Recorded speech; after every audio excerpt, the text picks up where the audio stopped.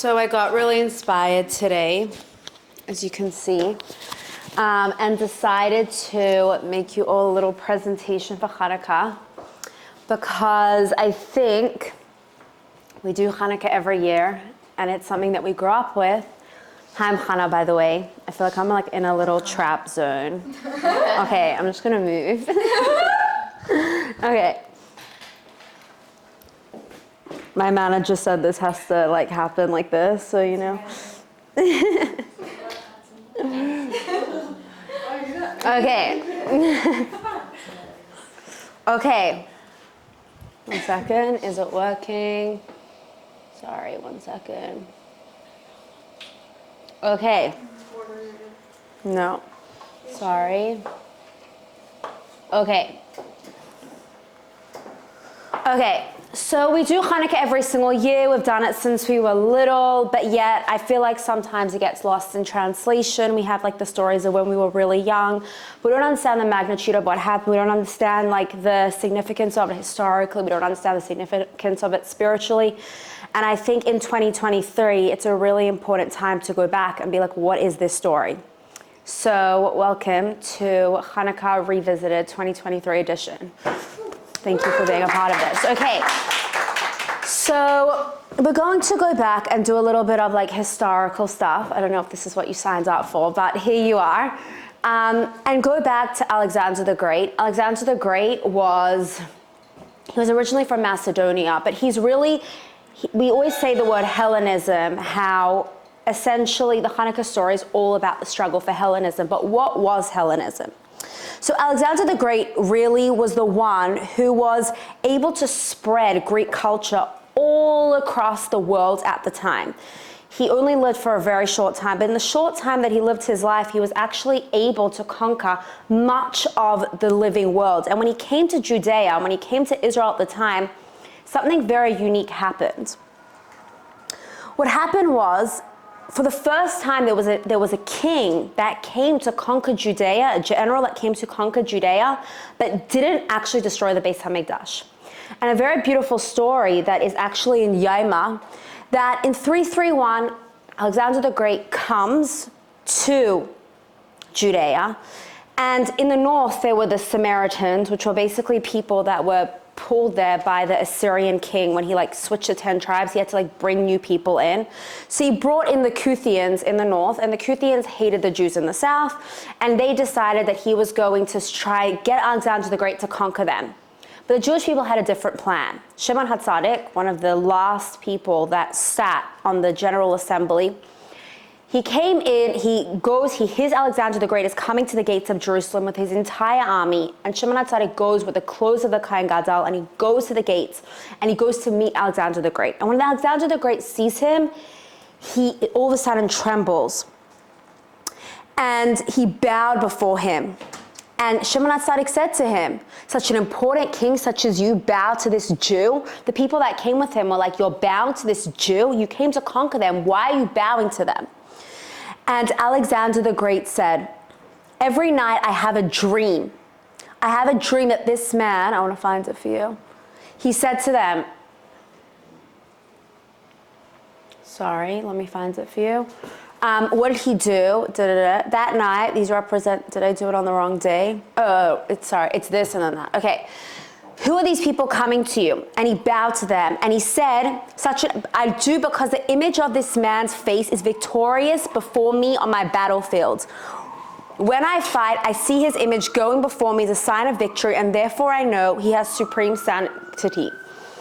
Basically, what the Gemara is saying, that Shimon HaTzadik's face followed Alexander the Great every time he went anywhere in order to bring him all the success that he had.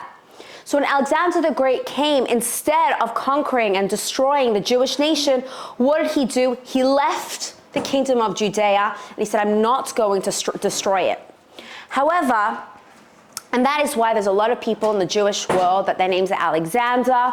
Jewish people owed a lot to him. They named like all the buildings after him, Alexander, because Alexander the Great saved them. He spared them. He didn't destroy the Beis Hamikdash. If you think about it, they were a little bit living in trauma. They just had come back. They'd just been living under the Persian rule. They had been Alexander the Great took over the Persians, and the Persians took over the Babylonians, and that's how Alexander the Great. And he destroyed many people. He destroyed the entire Persian civilization, the entire great Persian Empire. So they had what to fear. Okay, so after he dies, he doesn't have an heir. Alexander the Great doesn't have an heir. Actually, his wife was 6 months pregnant, but the kid was too young to actually take over the area. So what happens? Alexander the Great dies, and his nation is split into 4. But the 2 people that we're going to talk about more predominantly is the dynasty of the Ptolemies and the Seleucids. So when we're little, we always hear the story about the Greeks. The Greeks come into the Beis Hamikdash, and the Greeks are the ones that are destroying the Beis Hamikdash. Who are the Greeks? Because at the end of the day, right now, Hellenism has spread. This is how great Alexander the Great's kingdom that he left was.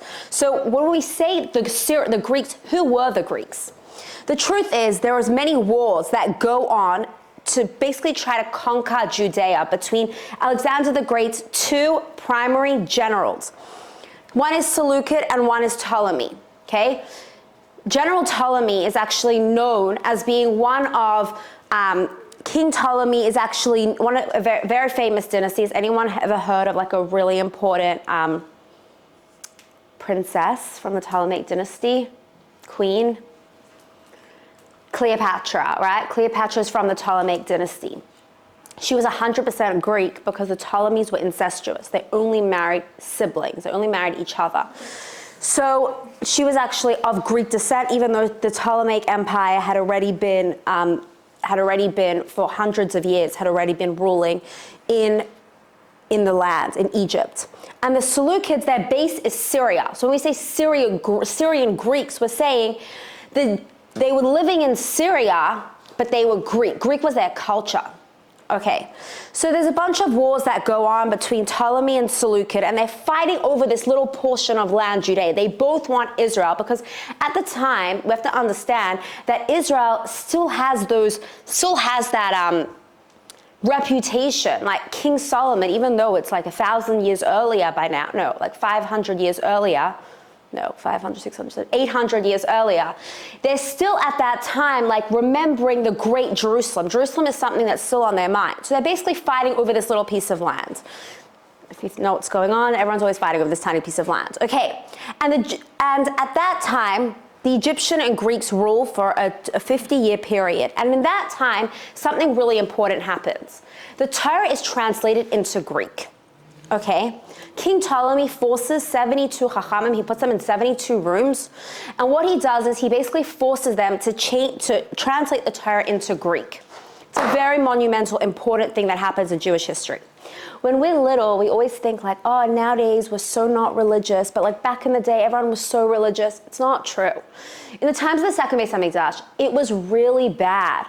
Actually, the Jewish people were in a really bad state. Hellenism was really strong. Greek culture was really enticing. And when the Torah is translated into Greek, all of a sudden, think about like the way we engage with English. Okay, but Greek culture was like the coolest thing ever. If you read about like all the 12 Olympic gods and Zeus and Apollo, and this was something that was very enticing, very exciting. And majority of the Jews that living in Judea were really into it and really, really liked it. When we speak about like the war that was going on during the Chanukah story, it was a civil war. It was a war between Jews and Jews. Hellenized Jews and Jews like the Maccabim who were like, no, we're not going to assimilate. Like, what are you all doing? You guys are crazy. And in a very deep way, I think the Chanukah story is a very much parallel to 2023.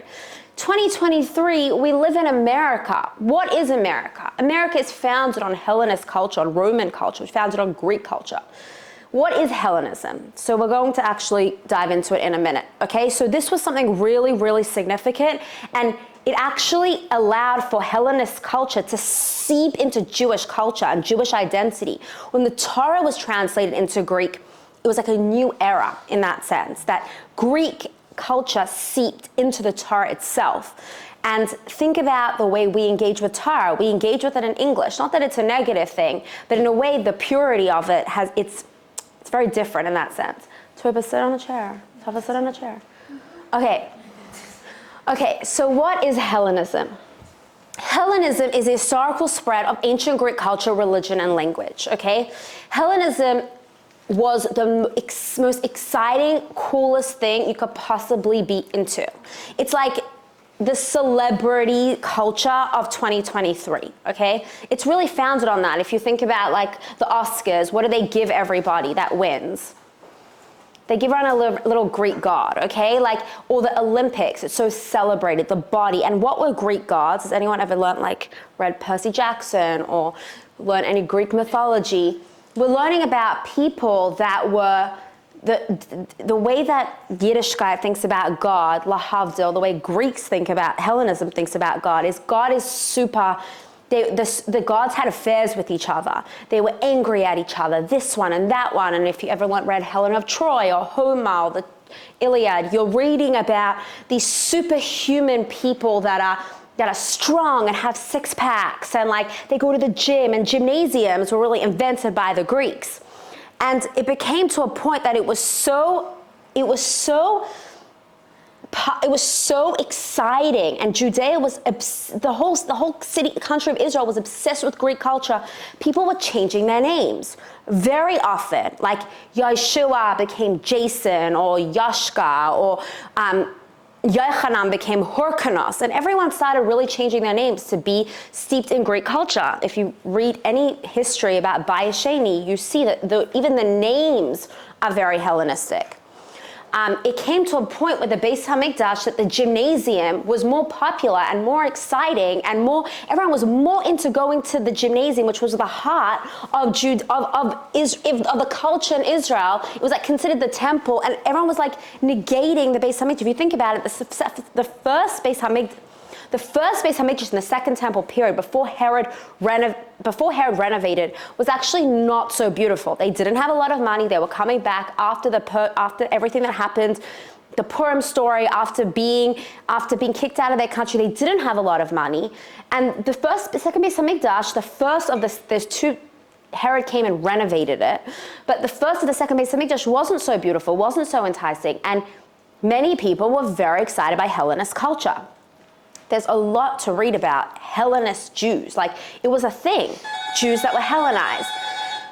I don't think it's so different. Like, we love to fit in as Jews. It's not like we don't. It's like if you think about Jews that lived in Berlin and Jews that, sorry, you're in charge of the door. Jews that lived in Berlin, German Jews, like the first democracy in Germany after the Prussians fell was the Weimar Republic. The Weimar Republic was run by Jews, okay? During the Great Depression, after World War I. Jews, if you think about America, I think about Jared Kushner, just like giving examples, like think about really important Jewish leaders. Like, we are part of American society. It's not like we're not part of American society. And we have this power and this ability to actually like make a difference in this world. But so often as Jewish people, like our Jewish identity is often like, on the sidelines. We don't actually recognize our Jewish power. And even in this time, Jewish Hellenism was considered very unique, very cool, very prestigious, very exciting. And they very much mingled with the Hellenist culture. They really enjoyed it and appreciated it. Okay. This is all under, so there's a war, sorry, I skipped out, but there was a war after King Ptolemy, and the Ptolemaic king is overthrown by the Seleucid king, Antiochus III. Antiochus III gives a lot of freedom to the Jewish people. They love it. They're so enticed by it. They're so excited by it. And only when he dies, and the interesting thing is, anti-Semitism under Antiochus III was different. I always believe that anti-Semitism is like a germ. It mutates, okay? It's the same thing. It's just a little different. Like, there were times in Jewish history where they said, kill the Jews. Jews should die, okay? Like the Nuremberg racial laws of 1935, and which led to the Holocaust. Like, Jews are a germ. We need to kill them. We need to burn them. They're so, they're a cancer, literally, okay? Then there are other times in Jewish history, like under communism, they said, okay, you can be Jewish, but don't do anything Jewish. No Judaism, don't do anything Jewish. Doing Jewish is bad, doing Jewish is wrong. You're not allowed to do Jewish. They took away our Judaism from us. But Hellenist, and under Hellenism, it was different. It was like, you can be Jewish, but you have to be culturally Jewish. If you think about how weird we are as Jewish people, we're weird. And I get why people think we're weird, okay? Like, if you go to the mikvah, going to the mikvah doesn't make you clean. Purity and cleanliness, what is purity? Purity is a spiritual thing. Like, people cover, when you get married, there's like spiritual clippers on like your hair. And then you cover it with really nice hair that literally looks nicer than your hair. Like, it's not rational, it doesn't make sense. Like, you eat a piece of milk, you wait 6 hours before you put meat in your mouth. It sounds crazy. Like, what other thing in the world is like, no one's gonna know that you ate that piece of chicken. And then chicken, because it's a bird, like, you're like, I was like sitting in a halacha class today. I was like, we're nuts. Like, if the oven is hot, if it's been yaima, if it's been 1 day, if it's 2 days, and then if it's parv, and then the pot, and then the heat, and the cold. I'm like, it's such anxiety, and like it doesn't even like, it's just craziness. Like, most people just take their food and put it in the oven. They don't think like, is it a milk oven? Is it a meat oven? Is it a milk knife? Is it a, like, there's all this, like, there's so much going on in Judaism, and it doesn't sound rational. It's not rational. The truth is, Jewish people were not rational. There's nothing rational about being Jewish. The fact that they hate us so irrationally is even proof that like, there is something so completely irrational about being Jewish, because we live on that plane. We don't live on rational land. Doesn't make sense. We always pick up. We don't feel sorry for ourselves. We always pick up. We move on. We move forward. We rebuild. Our whole story doesn't make sense. We're 0.2% of the population, but yet we've still been here. We're still here, and we keep on falling, and we keep on coming up, and we always rise again. And we're still here for 4,000 years. Like, it's crazy. Our whole story isn't rational. Our whole experience isn't rational. And so too, over here, they couldn't understand. And the Greeks were like, they created rationale. Aristotle, Plato, philosophy, thinking rationally about the world, thinking about the star signs and astrology. Like, they were the foundation of like modern Western thinking. So they look at Jews like, you guys are crazy. Like, do Judaism, but be cultural about it. Be cultural, like we're cultural. Like, paganism was cultural. They didn't think their gods were really so great. They just like, it was part of the parties, and it was excitement. There was the fun god and the party god and the god of love, and like, it's just a whole party with the gods. And like, it wasn't like, it didn't have meaning. And that's eventually how, in the 400s, how Christianity really overtook it, because Christianity had meaning. And paganism didn't, because paganism wasn't meaningful. It was just fun and exciting and rational. So they don't understand, like, go to the gym, go have a good body. Like, spiritual things don't exist. Eventually, Antiochus dies, and his son, in 175 BC, Antiochus IV, takes over. And Antiochus IV is just done with, like, religious Jews. He's like, why don't we just all join and be Hellenists? So fun to be Hellenists, so much more exciting. And he can't stand the religious Jews. He can't handle them. And slowly but surely, the rules start getting stricter.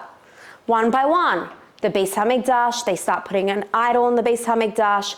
They start enforcing things. No bris milah, anything that's not rational. In Alanism, we say chukei retzanecha. They didn't want us to have the idea of chayk, the idea of super rational, the idea that there's something transcendent about the Jewish people. They were like, stop being obsessed with this. Like, do things that make sense, and don't do things that don't make sense. And they started cutting out things that don't make sense. Kosher, X. Like, Shabbos, like, what are you doing? Like, there's this day that's like spiritual, like Wednesday, Monday, Tuesday, Wednesday, Thursday, Friday, like Saturday. Like, what makes one day better than the other day? What makes it holy and special? They started cutting out things that didn't make sense to them. And so there is one thing that happens, and another thing that he does is he basically takes away the Kohen Gadol, and he reinstates a Kohen Gadol as Menelaus. Menelaus was a Hellenized Jew, and Menelaus is now the head of the Kohen Gadol, literally the high priest. So if you think about what's going on in the Beis HaMikdash with this guy who is obsessed with like this new modern Judaism, this reform Judaism, and he is the one really at the head of this movement. Okay, there's one event that happens that really there's a few events that happen that really break the camel's back. One is when Antiochus IV, basically, who's obsessed with pig. He tries to force the Jewish people to eat pig. He has this obsession. Oh, sorry. because he's probably obsessed with pig, I think, because like, firstly, it's not rational. Why can't you eat pig? Like, who cares? Like, why does it matter? So he tries to force Eliezer, who was a really great sage at the time, to eat pig, and he tortures him and basically kills him. This is all recorded in, there's 2 books of Maccabees that were actually written much later. But this story is recorded that Eliezer was basically tortured to death and he was killed. Another event that happens is when Matisyahu, who was the Kohen Gadol, and his 5 sons run away to Hashmonaim. They run away to Hashmonaim, to Modi'in. They run away to Modi'in at that time because they're escaping Jerusalem because it's getting really, really bad. And at the time, all the people, all of the Seleucid kings, soldiers come in and basically force the Jews at the time to eat pig. They're obsessed with the Jews eating pig. There's a lot of stories about trying to force the Jews to eat pig. And what happens? Yehuda Maccabee and his brothers kill the soldiers. And that's the first act. There's other story that like Matisyahu stabs a soldier in a marketplace. But these 2 events that happen is the start of zealotry. It's the start of, this is 167 BCE, of a 3-year war of this tiny group of Jews who are not the popular opinion. They're not cool. They're ultra religious. They sound crazy. Everyone else is modern and cool and fit and hot. And they are these people that are saying, I stand for Judaism. Jewish is not a culture. I was thinking about it today a lot. Judaism is not a culture. We're not cultural. What is cultural about Judaism? Like gefilte fish, if you go to Russia, they eat gefilte fish there. It's not a Jewish thing. They ate gefilte fish in Russia, so we eat gefilte fish. Like if you lived in the Middle East, you ate shawarma. Shawarma is not Jewish. Shawarma is Middle Eastern. We don't actually have culture. There's nothing cultural about Judaism. The reason why Chanukah has turned into a cultural symbol, ironically, because it really doesn't stand for anything cultural. The whole point of the holiday is to counteract culture, because it's like during Christmas and everyone's like, hey, Hanukkah's at the same time, it like aligns with each other. It doesn't. Judaism is not, it's not cultural. Like, do we have distinct Jewish culture? I don't know. If anyone thinks differently, I would like to hear. I don't know if we do, because I think that so much of our Jewish culture was based on things in the diaspora. Is a bagel cultural? I don't think so. Like, no, I'm just thinking, like, do we have it, like, it's... Is it cultural? Maybe. Maybe. But it's like religious. Is it cultural? Is it like, what is culture? Like, I don't know. Maybe we have like, I don't know. Maybe. It could, like, klezmer music is not, it's Eastern European style music. It's not Jewish. Like even nigunim is Eastern European sounding. Is it cultural? Like, is it? Maybe. I don't know. Like if you go to a Sephardi show, they're like, nay, nay, nay, nay, nay, nay. Like because they're Middle Eastern. Is that Jewish culture? Maybe it's evolved. I don't know. What is culture? Okay. We can think about that another time. Okay. Sorry, I'm almost done. Okay. Okay, so in that time, the Jewish people rise up and they basically say, we're going to fight for this. We are going to, this small group headed by Yehuda the Maccabee and his 4 brothers, and his father dies during the war, and Yehuda actually dies towards the end of the war. So Shimon really takes over at the end of the war, and then it all becomes really corrupt after that, which is not very exciting. But eventually what happens is, for 3 years, they basically fight against this huge army of, I always thought they were so little, but they're not just fighting the Seleucids, who is a huge empire. Like, they're fighting against a huge empire that is like a derivative of Alexander the Great, and they're trying to create autonomy. Jews haven't had autonomy since 586 BCE. For 400 years, Jews didn't have autonomy. They were kicked out of their land. They were exiled. For 400 years, Jews didn't have, they weren't sovereign over Israel. This is the first and last time that Jews will be sovereign since till 1948.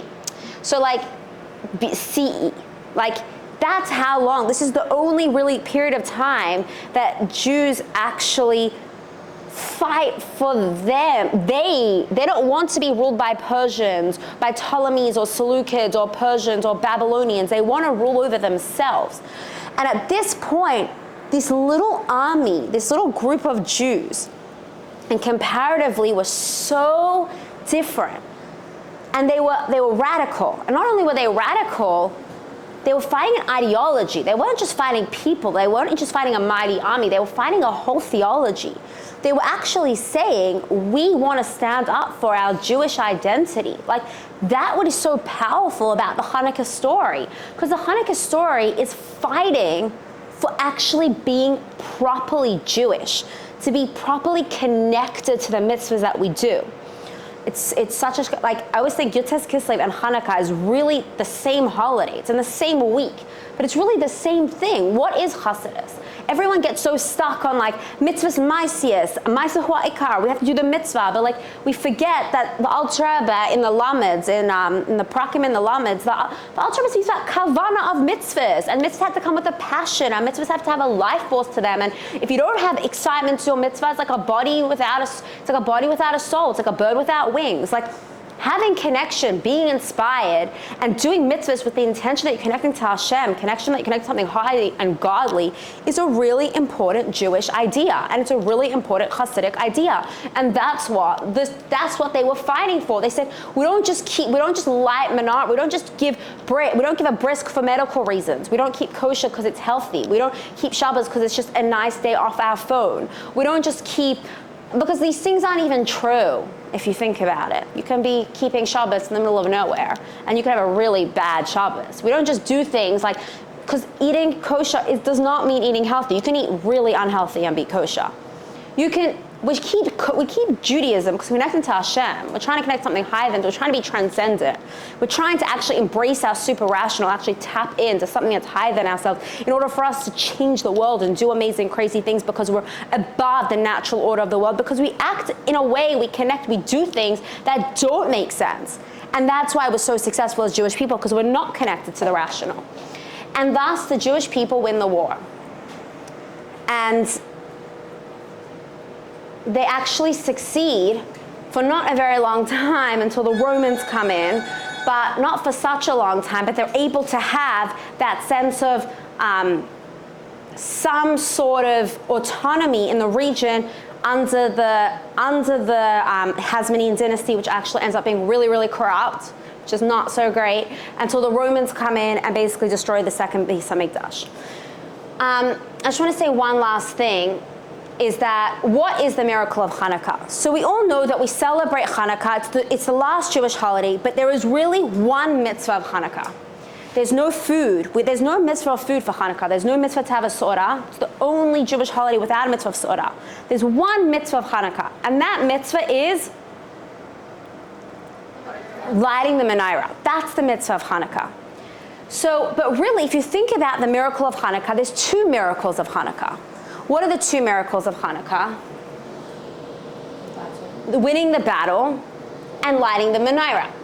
But if you go to the Talmud Bavli and you see there's only two really famous biblical sources, Talmudic sources that speak about what is Hanukkah. The Gemara doesn't actually mention the war. When we get it on Shabbos 21b, they ask a question, Tanu Rabbanan, Mahi Chanukah, what's the holiday of Chanukah? And all they say that the miracle of Chanukah was that on the 25th day of Kislev, the days of Chanukah 8, one may not eulogize them. Why? When the Greeks entered the sanctuary, they defiled all the oil that was in the sanctuary by touching them. And when the Hashmonaim monarchy overcame them, merged victorious over them, they searched and found only one cruse of oil that was placed with the seal of the high priest. There was only sufficient oil to light the candelabra for only one day. A miracle occurred and they lit the candelabra from its 8 days. The next year, the sages instructed these days and made them holidays with the recitation of Hallel and special thanksgiving and prayer and blessing. So what does it say Hallel? That's another thing we do on Hanukkah, okay? But if you think about it, there is no mention of the war, zero mention of the war. The only place that we mention the war is in Al HaNisim. In Al HaNisim, we actually mention the war. And we say that they won, like the small ones in hands of the big ones, they were actually able to take over. Why is that? And the reason that is because in Judaism, there is the spiritual idea of the victory and the physical dimension of the victory. The physical victory was winning the war, but the spiritual victory, is actually, in a sense, much, much, much more important. This was not a fight against killing Jews, and this was not a fight against Torah and mitzvahs. This form of anti-Semitism was actually a fight against Jewish spirit, Jewish soul, Jewish excitement. And that's what they were trying to strip away from us. They didn't want us to be Jewish with a brand, with a happiness, with a connection to Hashem. They said, just do it as a cultural phenomenon. Why are you so excited about it? We're not spiritual, we're just physical people. But the truth is, it's not true. If we were just physical people, everyone in the world wouldn't be looking for love, and everyone in the world wouldn't be looking for meaning. Love and meaning is not physical. We're not just physical people. There's a spiritual part inside of us. We want to connect. We want to love. We want to feel value. We want to feel meaning. We want to find truth. And that's not physical. We're not physical people. When we light the candles of Chanukah, we're actually standing up and we're saying, as Jewish people, we live for something high. We live for Hashem. We live for connection. We're not just obsessed with the superficiality of the world. It's not just about cultural, rational. There's something higher. And that's the miracle of Chanukah. The miracle of Chanukah is not celebrating the physical war of the body, but the spiritual victory of the menorah. So this Chanukah, and that's why every single seal, there was tons of oil in the Beis HaMikdash. They just literally ripped off the seals of the Kohen Gadol and said, you know what? We, the Jewish people, said no. There was tons of oil. It wasn't just one jug of oil. Everyone changes the story. There was a lot of oil. There was only one oil that had the OU sign. What do you mean? The two Pringles boxes look exactly the same. One says OU and one doesn't say OU. But that's us Jewish people. It doesn't make sense. The Jewish people said, we're only going to use it with the seal of the Kohen Gadol because Judaism is super rational. And there is a light and an excitement, and we're going to celebrate that. And that's the miracle Hashem gave them. Hashem rewarded them and showed them that their excitement and that super rational nature of connecting to Hashem is the way we're meant to be doing Torah mitzvahs. So wishing us all a happy Chanukah. That's a bunch of sources. Wishing us all a very, very happy Chanukah, and let's just always bring on the light. Thank you. Hope you learned something new. Do the Maccabees kill the Hellenistic Jews? Thank you. Do they kill everyone? I'm sure they killed each other. The sad thing is that the Hasmoneans, the Hashmonaim, they were Kaihanim. They weren't really allowed to be kings. They were meant to really stay in their lane, to be Kaihanim. But when they usurped that role and took over that role, they actually became extremely corrupt. Yehuda died during the battle, and Shimon basically took over, and his sons,